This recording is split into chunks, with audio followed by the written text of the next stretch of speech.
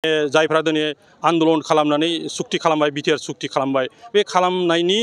जायफ्रा दैदेनगिरि दिनै पलिटिकेलि ओंखारबोदों बिथांमोननि साननाय हनाय आरो बिथांमोननि मावनायनि जि स्पिरिट बेखौ नायनानै आं खावलायहरनो सानदों रिहुन दैमारि बिथाङा बेखौ स्कप होनांगौ जायफ्रा माने गोदानै माने दा दिनै राजनिति भाबे समाजखौ हारिखौ माने जौगाहोनो थाखाय दिनै आवगायबोदों बेखौ बिथाङा सन्मान होनानै बेखिनिखौ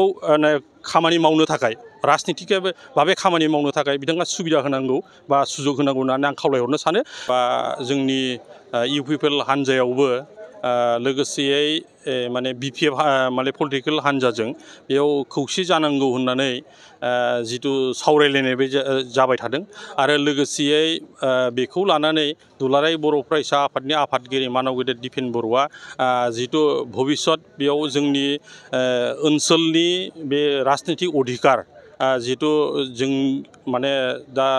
माने बर' हारि हिसाबै जों जुदि रिजनेल पार्टी हिसाबै जों बेयाव जुदि जोंनि आखायाव खुंथायनि गोहोखौ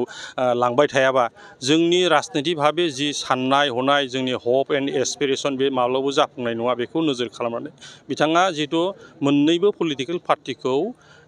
ज' जानांगौ बा ज' माने जानानै सासन खालामनांगौ होननानै खावलायनायखौ जों बयबो बरायदों आरो बे खेथ्रआव बयबो आवगायबोदों आरो बेखौ जों दिनै नुनो मोनदों जे उदालगुरि बासि हिसाबै बेयाव जिहेतु थांनाय माने 20 बोसोर बे उदालगुरि माने एलएसियाव बिथां रिहुन दैमारिया एमएलए जाबाय 20 बोसोर एमएलए जानायजों लोगोसे माने मन्थ्रिबो जाबाय पिएचइनि मन्थ्रिबो जाबाय आरो बिथाङा जथेस्थ'खिनि सिनियर व्यक्ति आरो बिथांखौ आं खावलायनो सानदों बिथाङा खौसेथिनि खाथिराव आरो जिहेतु बेवहाय माने जायफ्रा दिनै आन्दलन खालामनानै सुक्ति खालामबाय बिटिआर सुक्ति खालामबाय बे खालामनायनि जायफ्रा दैदेनगिरि दिनै पलिटिकेलि ओंखारबोदों बिथांमोननि साननाय हनाय आरो बिथांमोननि मावनायनि जि स्पिरिट बेखौ नायनानै आं खावलायहरनो सानदों रिहुन दैमारि बिथाङा बेखौ स्कप होनांगौ जायफ्रा माने गोदानै माने दा दिनै राजनिति भाबे समाजखौ हारिखौ माने जौगाहोनो थाखाय दिनै आवगायबोदों बेखौ बिथाङा सन्मान होनानै बेखिनिखौ खामानि मावनो थाखाय राजनितिक भाबे खामानि मावनो थाखाय बिथाङा सुबिदा होनांगौ बा सुजुग होनांगौ होननानै आं खावलायहरनो सानो मानो होनना बुङोब्ला जिहेतु दिनै बिथाङा थांनाय 20 बोसोराव जेरैबायदि बे ओनसोलखौ जौगाहोनांगौमोन बेबायदि जौगाहोनायखौ जों दिनै माने नुनो मोनाखै आरो बेवहाय जेरैबायदि जोङो आसा खालामदोंमोन माने पिएचइनि मन्थ्रि थानाय हिसाबै जेरैबायदि लोंनाय दैनो जोङो सुबिदा जानांगौमोन बे जायाखै दा नैबे बिटिआर सरकार जानायनि उनावसो दिनै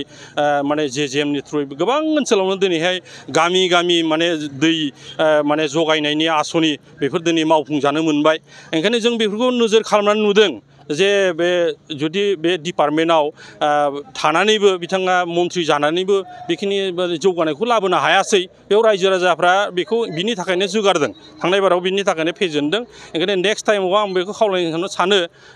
जिहेतु बिथाङा दिनै राजनिति भाबे खुब अभिज्ञ व्यक्ति सिनियर व्यक्ति ओंखायनो गावनो बुजिनानै दा जायफ्रा गोदानै जायफ्रा ओंखारबोदों बिनि प्रति सन्मान होनानै बेखौ माने सुबिदा होनांगौ बा सुजुग होनांगौ होननानै आङो खावलायहरनो सानो आरो अब्लासो जोंनि गेजेराव जौगानायखौ जोङो फैगोन होननानै जोङो आसा खालामनो हायो आरो